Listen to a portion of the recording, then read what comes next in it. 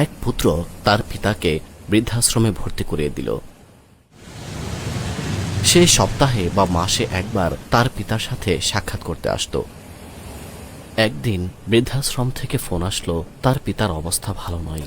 আমি এখনই আসছি।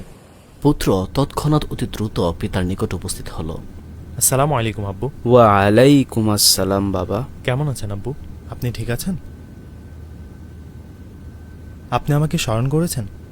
বলুন, আমি আপনার জন্য কি অ্যারেঞ্জ করতে পারি?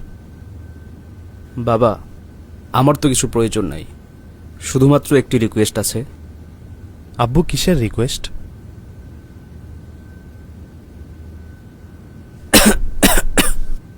এই জানালার কাজগুলো কি দেখছো? সব ভেঙে গিয়েছে। শীতকালে অনেক হিমশীতল বাতাস আসে, ফলে আমরা ঠান্ডায় হিম হয়ে পড়ি। কলের গরম পানি দ্বারা আমাদের তৃষ্ণা নিবারণ হয় না। একটি ঠান্ডা পানির কুলারের ব্যবস্থা হলে ভালো হতো। আর বাবা, এখানের খাবার এমন, কখনো কখনো না খেয়ে ঘুমিয়ে পড়ি। কিছু ভালো খাবারের ব্যবস্থা যদি হয়ে যেত, ব্যাস, আমার এতটুকুই রিকোয়েস্ট ছিল। কিন্তু আব্বু, আজকের পূর্বে তো এই আকাঙ্ক্ষা কখনো প্রকাশ করেননি, তাহলে আজকে কেন? বাবা, তোমাকে আমি অনেক আদর যত্নে বড় করেছি।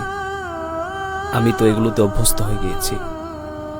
কিন্তু যখন তোমার সন্তান তোমাকে এখানে রেখে যাবে, তখন তুমি কিভাবে সহ্য করবে? আমি তো শুধু তোমার কথাই চিন্তা করছি।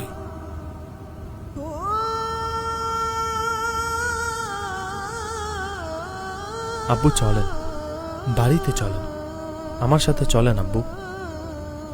জীবনের এই বাস্তব সত্য যদি আমরা সঠিক সময় বুঝতে সক্ষম হই, তাহলে আমরা আমাদের পিতামাতার যত্ন নিতে কখনো ভুল করব না। হাদিস শরীফের মধ্যে এসেছে, আমাদের প্রিয় নবী সাল্লাল্লাহু আলাইহি ওয়াসাল্লাম ইরশাদ করেছেন, আল্লাহ চাইলে সব গুনাহের শাস্তি কিয়ামতের জন্য তুলে রাখেন, কিন্তু মা বাবার অবাধ্যতার শাস্তি তিনি দুনিয়াতেই দিয়ে দেন।